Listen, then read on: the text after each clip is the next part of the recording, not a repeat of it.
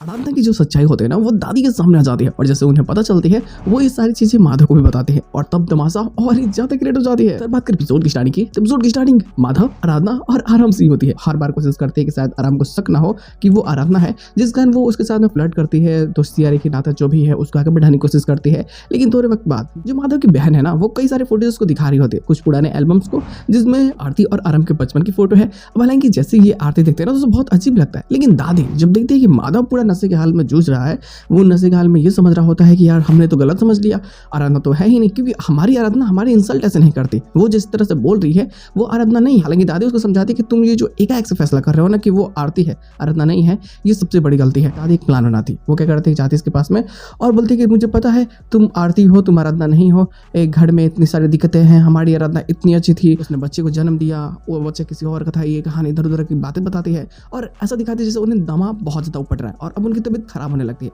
अब इस चीज को देखने के बाद में आराधना डर जाती है, तो वो दौड़ करके इनके कमरे में चले जाते हैं जहाँ पे पंप रखा हुआ होता है और जैसे पंप लेकर के आते हैं ना तब तक तो दादी देख ही लेती है और उनको सब चीज क्लियर हो जाता है कि ये आराधना ही है। तो यहाँ पे ये झूठ बोल देती है कि नहीं मैं आराधना नहीं हूँ, मैं आरती हूँ, दरअसल मुझे डिम्पी भाभी ने बताया था। जब डिम्पी से जाकर के दादी पूछते तो डिम्पी बोलती कि हाँ मैंने ही बताया था। लेकिन सच तो ये होता है कि आरती को तो किसी ने बताया नहीं है कि ये आराम नहीं होती है, ये खुद से ये चीज को एक्सेप्ट करती है कि यार अपने इमोशंस पे कंट्रोल करना होगा। वैसे विनायक उसने देखा था वेल की बुआ ने उसको रख दिया था सीढ़ियों पे ताकि थोड़ी चोट पहुंचे विनायक को, और इसने तो वेल देख लिया था शीशा में। अगर ये नहीं देखी होती तो उसी टाइम इसकी सच्चाई सामने आ जाती कि यही आराधना है। तो अब ना ये समझ जाते कि मुझे अपनी जो इमोशंस है ना उस पर कंट्रोल करके रखना होगा और मुझे आरती बन के रहना होगा। मैं आराधना बन के इस घर में अभी नहीं रुक सकती, मुझे आरती का ही जो ये रूप है उसको सबके सामने रखना है, मेरी सच्चाई किसी के सामने नहीं आ सकती। और बस जिस प्लान पे वो काम कर रही होती है वही करने लगती है। पहले तो माधव की बहन को एक्सपोज करना पूरी तरीके से कि उसने कितने सारे धोखा कर रखे हैं और कैसे आराधना को मारने में वेल उसका हाथ था, उसका और आर्यन का। तो इन सभी चीज़ों को लेकर के वो जितनी भी प्लानिंग्स बनाते हैं ना वो काफ़ी मजेदार होती है। लेकिन अब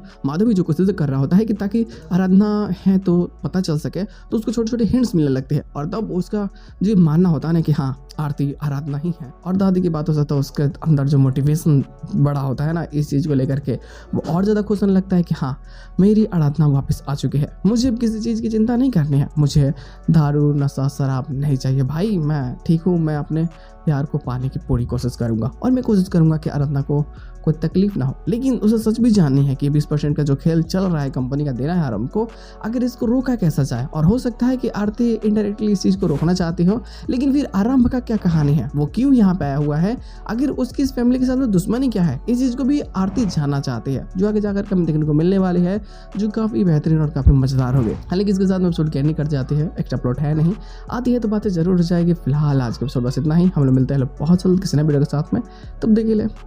बाय।